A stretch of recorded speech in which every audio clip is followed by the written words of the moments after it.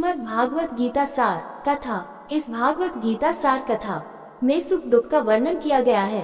इस भागवत गीता में मानव के लिए हर अच्छे और बुरे कर्मों का वर्णन दिया गया है। दोस्तों, आप सभी चैनल को सब्सक्राइब लाइक करते हैं, जिसमें आप लोगों को कुछ नहीं मिलता, पर इस चैनल पर जीने की राह और ज्ञान भरी बातें मिलती है।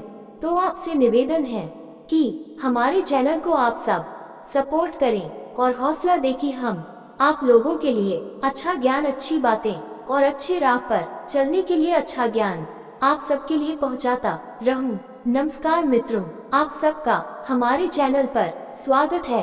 दोस्तों, इस चैनल पर सारे वेदों का ज्ञान मिलेगा। भगवद गीता अध्याय 6 श्लोक 38।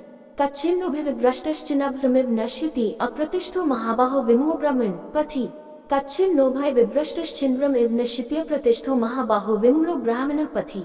कच्छित चाहे न नहीं, उभित दोनों, विभ्रष्ट विचलित, छिन्न टूटा हुआ, अभ्रम बादल एक जैसा, नश्यति नष्ट हो जाता है, अप्रतिष्ठा बिना किसी सहारे के, महाबाहु कृष्ण, विमुख मोहग्रस्त, ब्राह्मण भगवत प्राप्ति वाला, पथि पथ पर चलने वाला।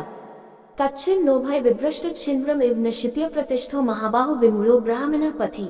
अनुवाद: हे महाबाहु कृष्ण, क्या ऐसा व्यक्ति जो योग से विचलित हो जाता है, वह भौतिक और आध्यात्मिक दोनों सफलताओं से वंचित नहीं हो जाता और दोनों लोकों में स्थानहीन होकर टूटे हुए बादल के समान नष्ट नहीं हो जाता।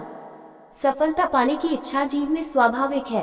ये ईश्वर का अंश होने से आती है, जो सर्वगुण संपन्न है, और इसलिए आत्मा भी अपने स्रोत ईश्वर की तरह पूर्ण और सफल होना चाहती है। सफलता दो क्षेत्रों में प्राप्त की जा सकती है, भौतिक और आध्यात्मिक।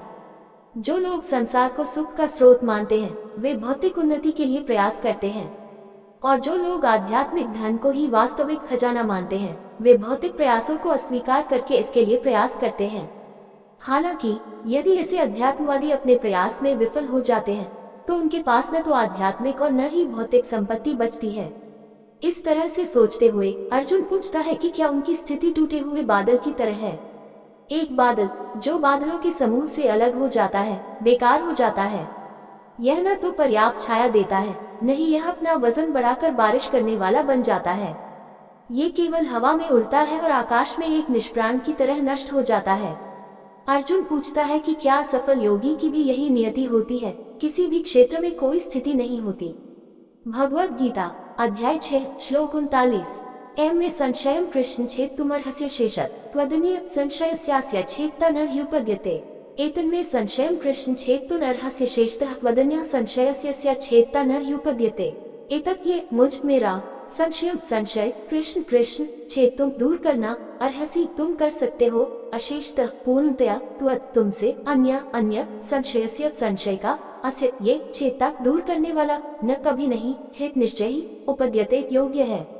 एतन्मे संशयं कृष्ण छेत्तुमर्हस्य शेषतः त्वदन्यः संशयस्य छेत्ता न ह्युपद्यते।